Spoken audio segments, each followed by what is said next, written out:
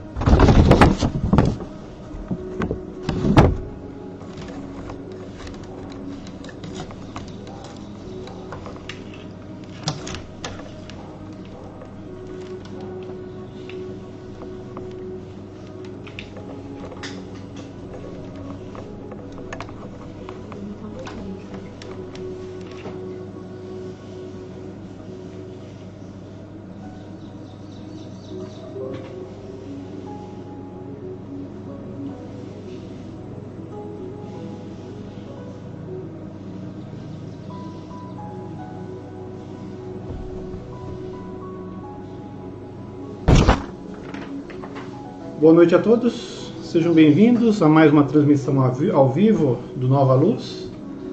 Quem quiser compartilhar aqui a nossa transmissão, fique à vontade. Quem quiser colocar um copo de água para fluidificar também, fique à vontade. Já temos 15 pessoas aí. Se vocês quiserem fazer algum comentário, alguma pergunta durante a explanação, fique à vontade também. Então, graças a Deus, mais uma vez, aqui estamos, né? Nessa transmissão ao vivo no Facebook, para estudar a doutrina espírita de uma maneira psicológica, para tanto que os bons espíritos permaneçam conosco, nos inspire, e assim tenhamos um estudo agradável, de muita utilidade para todos nós. Que assim seja.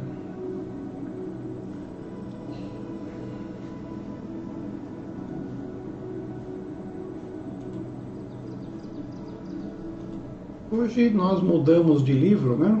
Nós estamos com o livro O Homem Integral, de Joana de Ângeles. A Joana de Ângeles, ela tem 12 livros, que é essa série psicológica, né? E nós alternamos aqui, às terças-feiras, então, os estudos.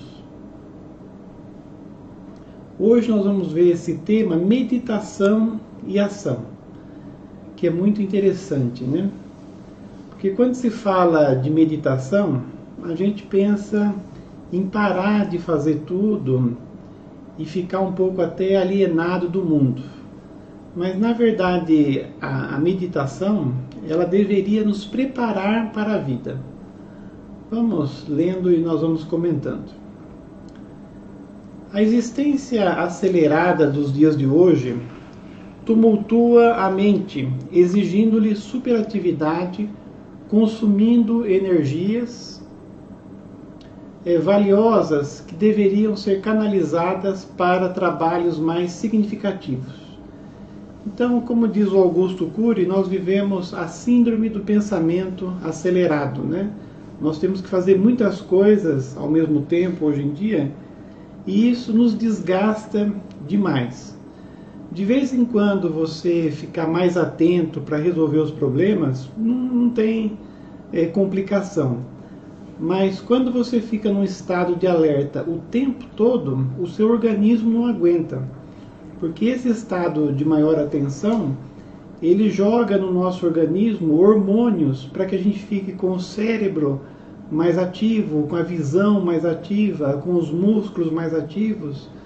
Mas se você ficar ativo 24 horas por dia, se você nem conseguir dormir, aí é ruim.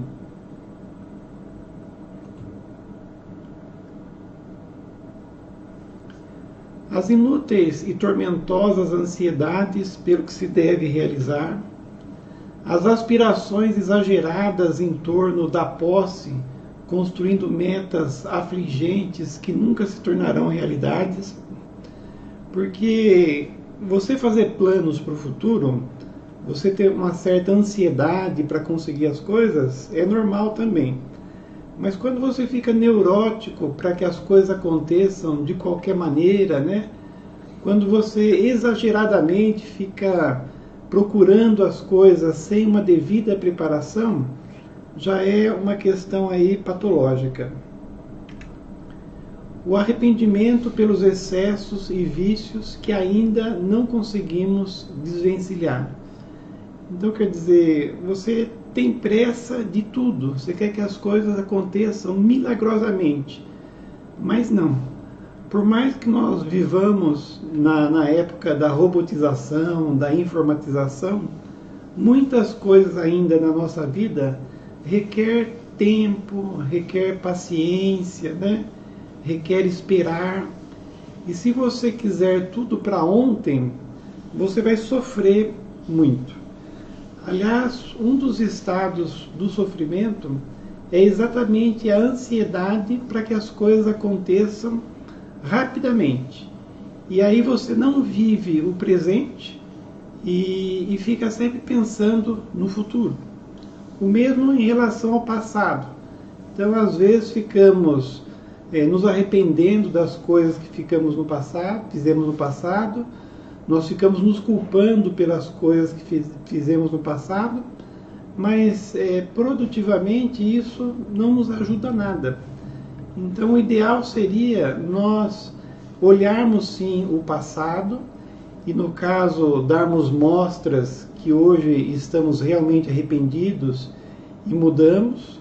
Em relação ao futuro, se você quer um futuro melhor, você precisa fazer do presente um trampolim para o futuro. Então não adianta você magicamente almejar um futuro maravilhoso e você continua fazendo as mesmas coisas e o futuro vai ser sempre a mesma coisa. Na verdade, hoje já é o futuro de ontem. Então, se quisermos um mundo melhor, uma vida melhor para nós, seja em termos de saúde, seja em termos de relacionamento, seja mesmo em termos financeiros, nós precisamos usar o presente para construir o futuro. E não simplesmente ficar ansiando, né, para um futuro maravilhoso, sem fazer nada no presente.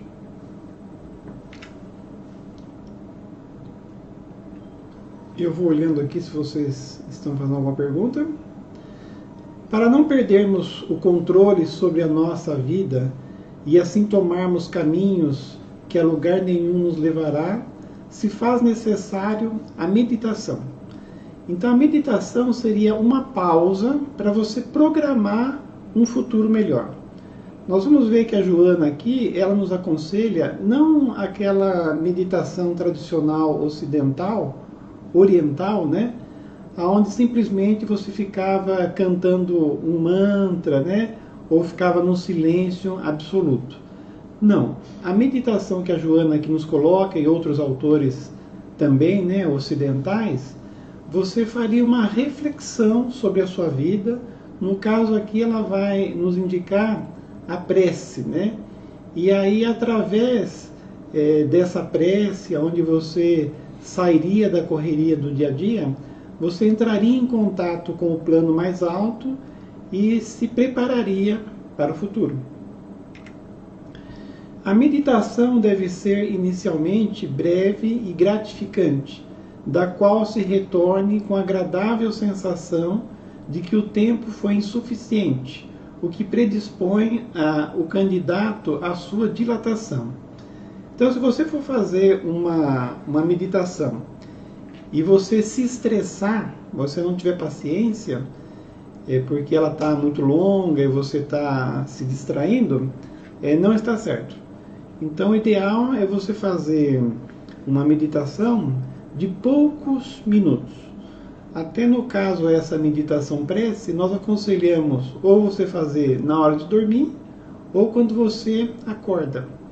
Então você se recolhe, né, num lugar calmo, sem barulho, pode até colocar uma música e entra ali, né, naquela prece, no conhecimento de você mesmo.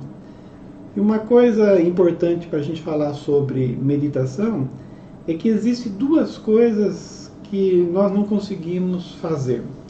Primeiro, é se desligar totalmente dos nossos problemas.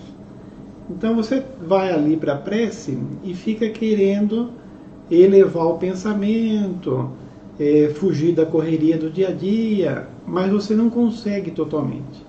Então, mesmo que seja 1, 2 minutos apenas, você vai ver que a sua mente sempre fica te atraindo para os problemas do dia a dia. Ainda mais se você fizer pela manhã, tanto pela manhã quanto à noite, o problema é o mesmo. Então vamos colocar o exemplo da manhã. Então você levanta, e o que você pensa quando você levanta? Nos problemas que você vai enfrentar no dia a dia. Então, para lidar com esse problema, o que você faz? Cada vez que a sua mente sair ali daquela prece que você está fazendo, daquele momento de meditação, para os seus problemas, você volta calmamente. Então aí você pensa assim, não, agora não é hora de pensar nos problemas, é hora de pensar positivo, de pedir ajuda ao alto, de se programar para resolver os problemas, né? Mas de uma maneira positiva, não desanimadora. E outra coisa também que acontece naturalmente quando nós estamos fazendo meditação e atrapalha, é quando acontece um barulho, alguém entra na sala ou o vizinho começa a tocar uma bateria, não tem jeito de você não prestar atenção. Então é comum você estar fazendo a meditação e acontecer um barulho ou alguma distração, né? E o que fazer? Se não for uma coisa que requer a sua atitude, às vezes é uma criança que se machucou, algum problema mais sério, você tem que sair ali da meditação e ajudar a pessoa que você escutou o barulho. Mas se não é uma coisa importante, você detecta o barulho e volta à sua meditação novamente. Então o que você vai ter que tentar fazer é ficar se habituando a não se distrair com os problemas, com os barulhos, mas ao mesmo tempo você tem que enfrentar que eles existem. O Alan está dizendo que que é tão bom que até Jesus meditava em jejum, né? Jesus era uma maravilha, né? Porque quanto mais inferior a criatura, mais ela fica absorta nos problemas, né? Então ela não consegue agradecer as oportunidades, ela não consegue ver o lado bom da vida. Ela é como uma criança e ela fica sempre preocupada em resolver os seus problemas mais materiais. Então Jesus, no caso, como ele era o administrador do planeta, ele era o ápice de saber que a vida não são esses problemas, né? E ele tinha realmente, como o Alan lembrou, o hábito de jejuar, né? No sentido de se desprender um pouco da matéria, de comer e também de meditar. Através de uma concentração analítica, o neófito examina suas carências e problemas, os seus defeitos e as soluções que poderá dispor para aplicar-se. Então, calmamente, você vê os seus problemas e o que você pode fazer para resolvê-los, né? Não se trata de uma gincana mental, mas de uma sincera observação de si mesmo, dos recursos ao alcance e dos temores, condicionamentos, emoções perturbadoras que lhes são habituais. É muito importante essas perguntas, esse conhecimento de si mesmo através da meditação, porque normalmente nós vivemos a vida, né, corrida e tentamos resolver os problemas sem essa análise. Então, muitas vezes, nós vamos vivendo a vida mais sofrendo, né, do que realmente nos preparando para resolver os problemas. E muitas vezes nós temos limitações, nós temos defeitos que nós não conhecemos. Principalmente porque nós vivemos no mundo material, onde as aparências falam muito alto. Então nós vivemos num mundo mais de aparência do que de realidade. Então, nesse mundo material que nós vivemos, nós temos uma preocupação muito grande de parecer bem para as outras pessoas o tempo todo. Então, por um lado, nós ficamos resolvendo os problemas e tentamos viver a vida, mas sem transparecer que temos problemas, que temos limitações. Então nós aparentamos para os outros o que nós não somos. E quando nós fazemos isso por muito tempo, nós passamos a não só enganar as outras pessoas, mas enganar a nós mesmos. Então é muito bom você fazer a meditação e ver os problemas que você tem dificuldade de resolver, as limitações que você tem, e aí você vai conseguir progredir. Mas se você não sabe que grau evolutivo que você está, tanto as suas virtudes quanto os seus defeitos, fica difícil você aproveitar a existência. Estudando um problema de cada vez, surge a clara solução, como proposta liberativa que deve ser aplicada sem pressa e com naturalidade. Então a Joana aconselha você pegar um problema de cada vez. Então, por exemplo, uma das prioridades da nossa vida é o nosso corpo. Então, se você está com algum problema de saúde, se concentra nisso. Eu posso mudar a minha alimentação, eu posso fazer exercício, eu posso diminuir a correria do dia a dia, no caso se for um estresse muito grande. E aí, quando você resolver o problema físico, e você fisicamente estiver bem, aí você pode ir para os problemas financeiros. Então você tem um problema financeiro. Adianta você ficar reclamando que você não tem dinheiro, que o seu chefe é ruim, que você não tem oportunidade? Não. Na meditação você vai poder ver o que está faltando para você ter uma condição financeira melhor.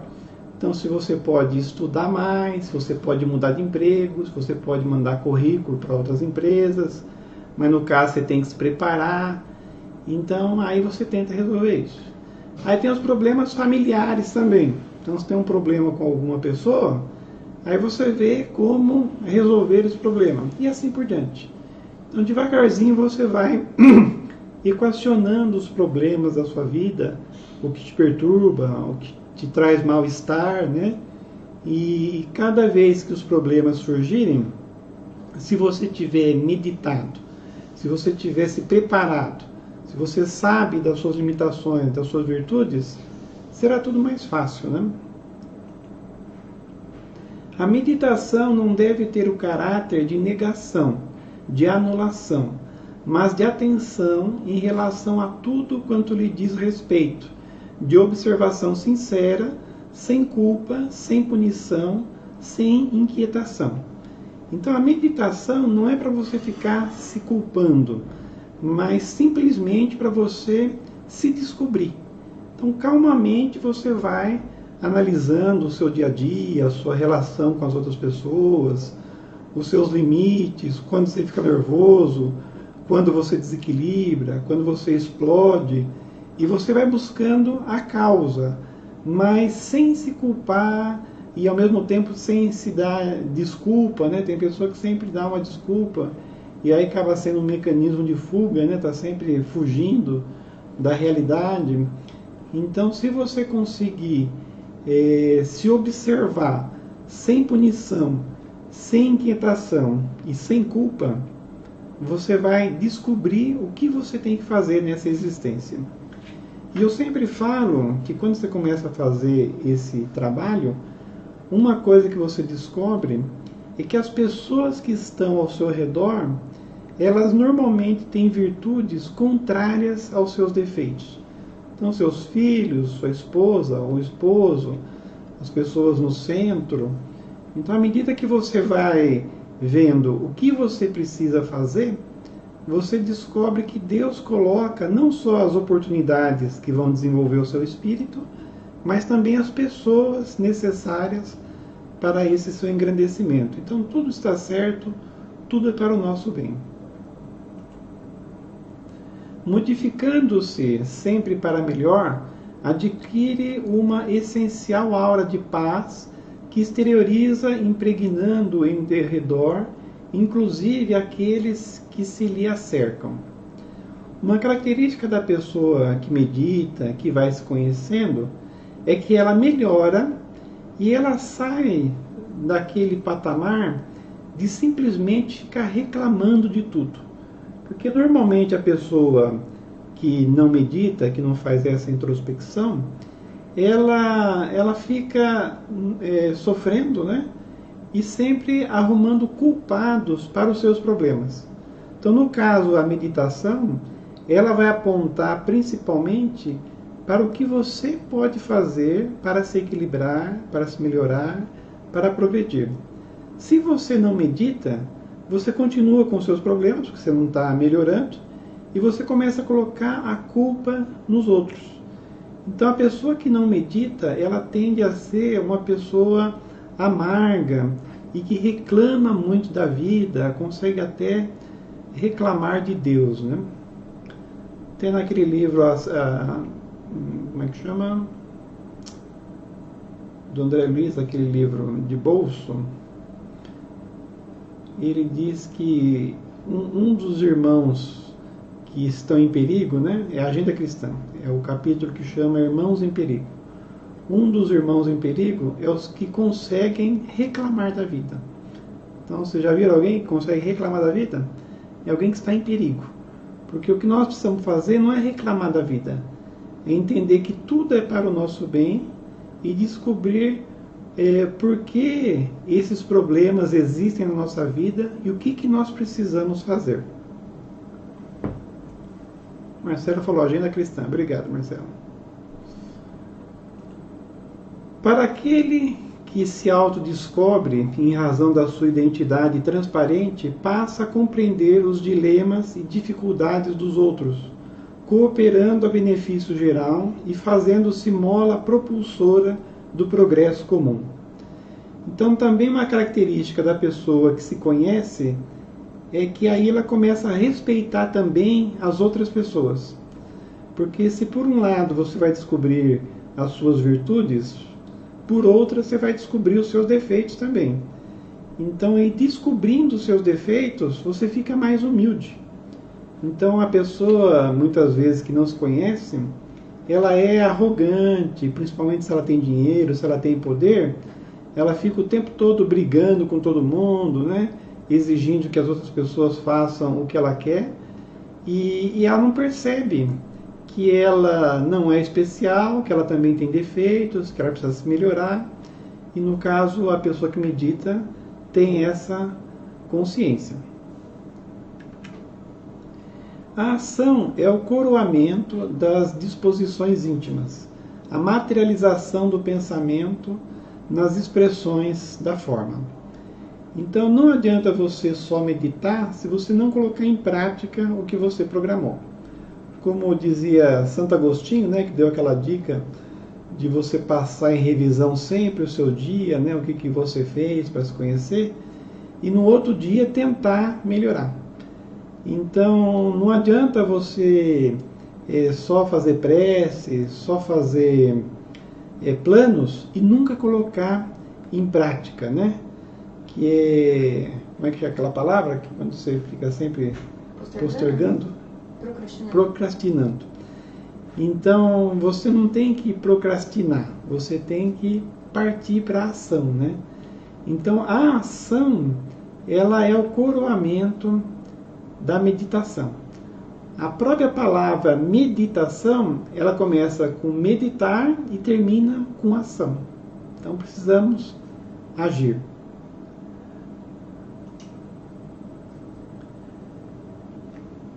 Até na agenda cristã também tem uma frase que eu gosto que diz assim, já esqueci, minha memória é peixinho dourado, né? A virtude não é uma voz que fala, e sim um poder que se irradia. Porque às vezes tem um mecanismo de fuga que chama projeção. Então muitas vezes nós falamos o que nós achamos certo, e falamos, e até doutrinamos as outras pessoas, e falamos, e não fazemos. Então, se você fizer, essa é a verdadeira virtude. Falar só é uma coisa muitas vezes vazia, né? É bom que você dá um conselho, às vezes quem escuta absorve. Mas se além de você falar, você fizer, né? Aí está a verdadeira virtude. Assim, o ato de meditar deve ser sucedido pela experiência do viver-agir, porquanto será inútil a mais excelente terapia teórica ao paciente que se recusa ou não se resolve a aplicá-la na sua enfermidade. Eu coloquei 3 pessoas aí felizes, né? Então, é a consequência de quem se conhece, quem sabe as oportunidades que estão tendo na vida e aproveita, né? E aí, então, fisicamente a pessoa se equilibra, emocionalmente a pessoa fica bem também, financeiramente ela fica bem também. Então, se você meditar, você vai resolvendo os problemas, né? E, como eu disse, principalmente entendendo que você é que tem que mudar. O Rossandro Klinger, né? Ele diz que quando você descobrir que a única pessoa que tem que fazer alguma coisa para a sua melhora é você mesmo, e você para de reclamar dos outros, das coisas, do governo, né? Você vai progredir numa velocidade meteórica. Então a pessoa que medita, ela começa a descobrir o porquê que ela está ali naquele ambiente, sabe? Aquelas pessoas, o seu trabalho. E aí ela começa a agir, né? De maneira a aproveitar todas essas oportunidades e vai crescendo, né? E aí vai se equilibrando e se torna uma pessoa feliz, como esses 3 aí. Tal procedimento, a ação bem vivenciada, faz que o homem se sinta satisfeito consigo mesmo, o que lhe faculta espontânea alegria de viver, conhecendo-se e amadurecendo psicologicamente para a existência. Ao contrário, quando você é imaturo e não descobre para que você veio para essa existência, você fica uma pessoa triste, Porque, na verdade, sempre você vai ficar dependente das outras pessoas. Então você acaba tendo o hábito de reclamar da vida, de se colocar na condição de vítima, né? De coitadinho. E você tem que fazer a manutenção desse coitadinho. E acaba lhe trazendo uma infelicidade muito grande na sua vida. Já a pessoa madura, completa, que se conhece e que vai assumindo as responsabilidades na existência, que não fica jogando a culpa nas outras pessoas, é uma pessoa madura e feliz, né? Essa é a realidade. O homem que medita e age vence as suas más inclinações e adquire sabedoria para a bondade, evitando as paixões consumidoras. Então, mesmo em relação aí aos vícios, quem vai se conhecendo, a tendência é ele acabar com os vícios também. Então, por um lado, ele acaba com os vícios, com as más tendências, e por outra, ele começa a ser bom, a ajudar as outras pessoas. Tem um filme que eu gosto muito, que a pessoa toma lá um remédio e ela começa a aproveitar 100% do cérebro. Alguém lembra o nome desse filme? Você lembra? E aí, o cara, quando ele não tinha tomado esse remédio, ele tinha a casa dele totalmente desorganizada, ele não penteava o cabelo, ele tomava pouco banho, ele comia coisas ruins, né? E aí ele tomou esse remédio e começou a pensar 100%. O que ele fez a primeira coisa? Tomou um banho, penteou o cabelo, vestiu uma roupa limpa, arrumou a casa, arrumou o apartamento, jogou fora tudo que ele não precisava e aí ele começou a viver. Aí ele foi procurar um emprego, foi se entender também com as pessoas que ele tinha problema de relacionamento. Então a pessoa que sabe o que ela tem que fazer, ela para de reclamar e começa a agir. Então ela arruma a casa, ela se organiza fisicamente, ela se organiza com os outros, ela fica bem equilibrada no trabalho também, faz o trabalho bem feito, né? Não fica trabalhando bem só quando o chefe está vendo. Então, realmente, a meditação, ela faz com que você descubra para que você veio na existência. E todos nós viemos para a existência, esse é o resumo, para servir, para ajudar os outros, né? E nos ajudar também. Porque muitas vezes, na existência, você está se prejudicando.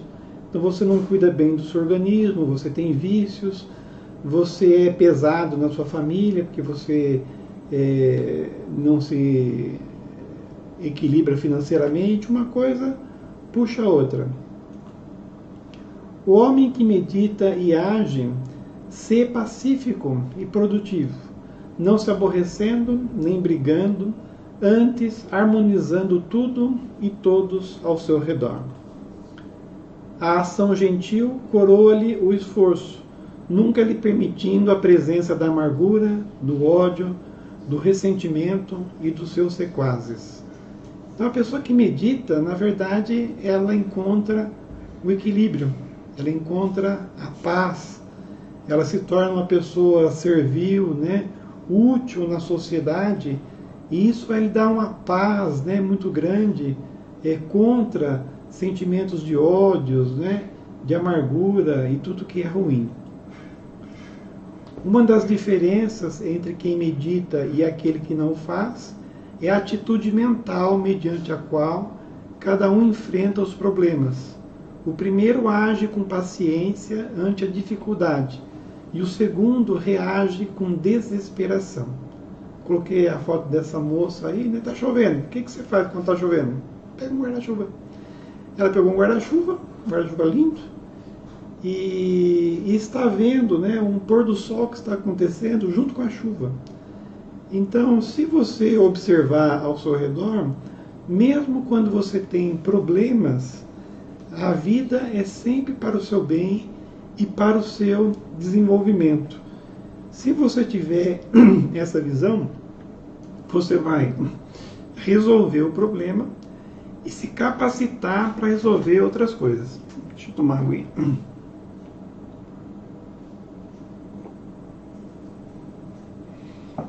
Já se você é imaturo e você acha que Deus é injusto, Deus está te punindo, o governo é ruim, né, e todas as outras teorias da conspiração que existem por aí, aí nessa condição de reclamar de tudo, você não faz o que é necessário para o seu equilíbrio e para o seu desenvolvimento.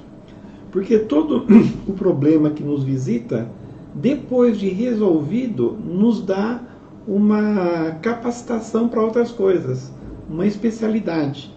Então, cada problema resolvido é um grau a mais que você progrediu. E aí você pode fazer outras coisas no futuro. Já a pessoa que é imatura e não consegue resolver os problemas, ela não sai daquele estágio evolutivo. Então ela reclama de tudo e as coisas não melhoram, porque os problemas eles existem para o nosso desenvolvimento. Então os problemas não são uma punição para o nosso espírito, são oportunidades de desenvolvimento.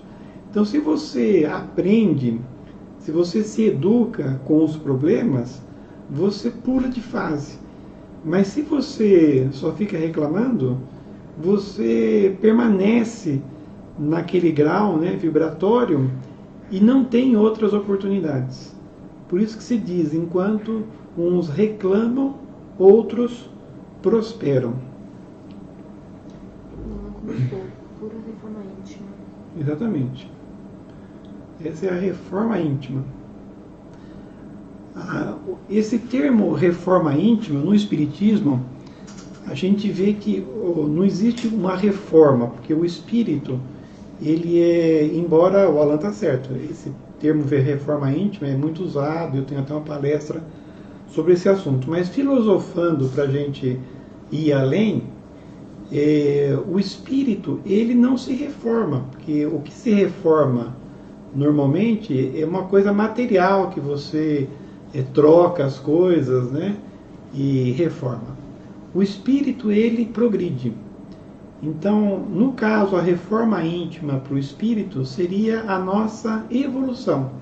Quando nós vamos encarnar, nós programamos, né, duas coisas em particular: o resgate de débitos passados e oportunidades de desenvolvimento do nosso espírito.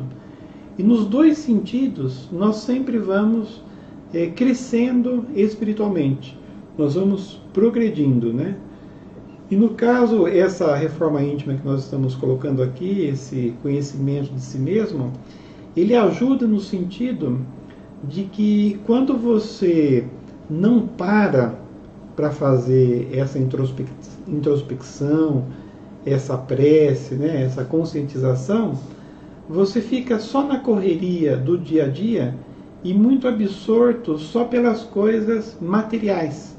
Você acaba ficando cego para que você veio nessa existência. Porque nós, espíritos imortais, nós temos muito mais objetivos espirituais do que apenas os objetivos materiais da nossa existência. Só que quando nós encarnamos, nós temos uma tendência muito grande a ficar pensando só nas coisas materiais. Então, trocar o carro, trocar o celular, comprar uma roupa, fazer uma viagem. E no caso, para conseguir tudo isso, você vai precisar de dinheiro, né? E muitas vezes você não tem o dinheiro. Então, quando você vê a premissa, né? A primeira coisa que você faz nessa existência é só correr atrás das coisas materiais. E a vida não é só isso.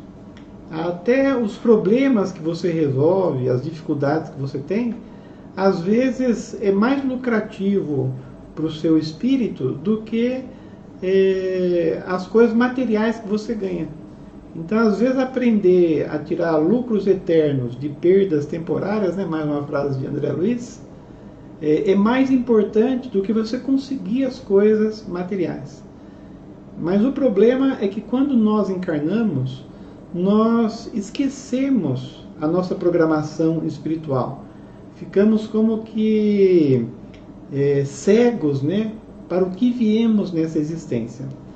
E esse momento da prece, tanto pela manhã ou à noite, e que seria uma meditação, não uma prece simples, onde você vai rever o dia ou programar algumas coisas para o futuro, você se distancia dos problemas, né?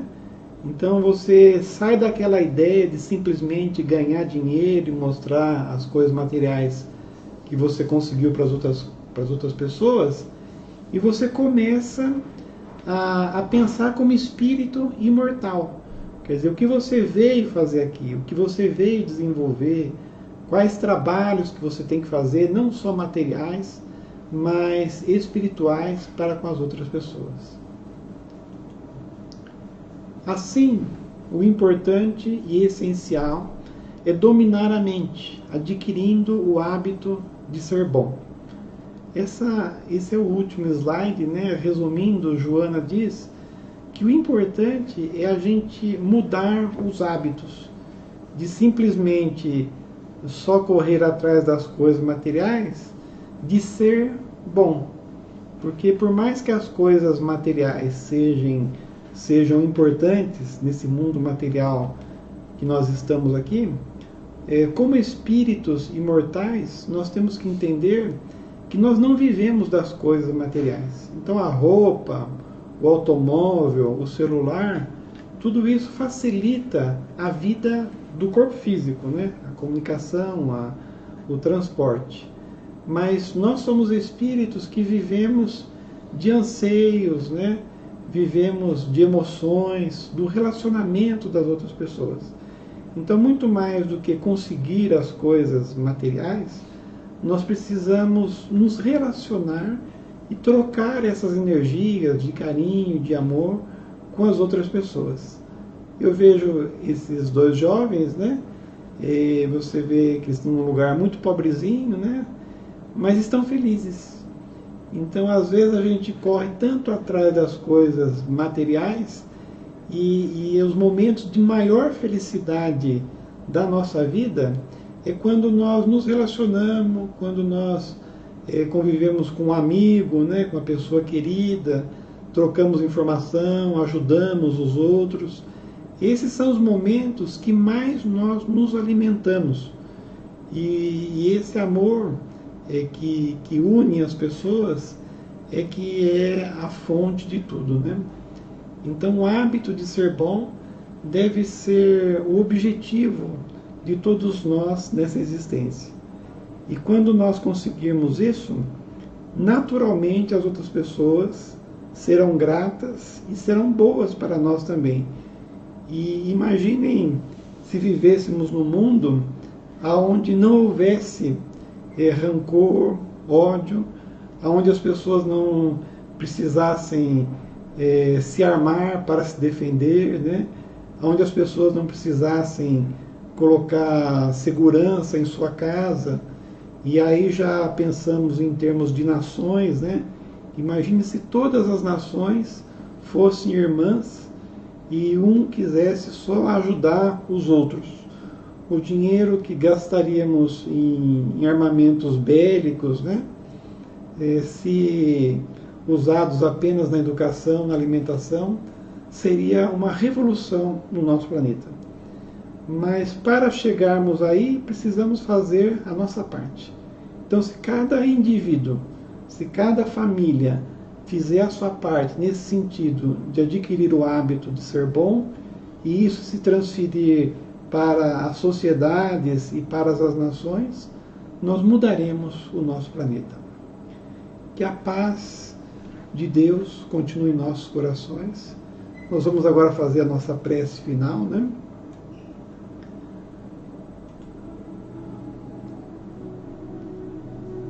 Vamos aproveitar, quem não colocou ainda água fluidificada, pode colocar. Então nós só temos que agradecer a Deus essa oportunidade que aqui tivemos, né? De distanciar um pouco da correria do dia a dia e sintonizar aqui com esse estudo agradável, sobre meditação, sobre ação.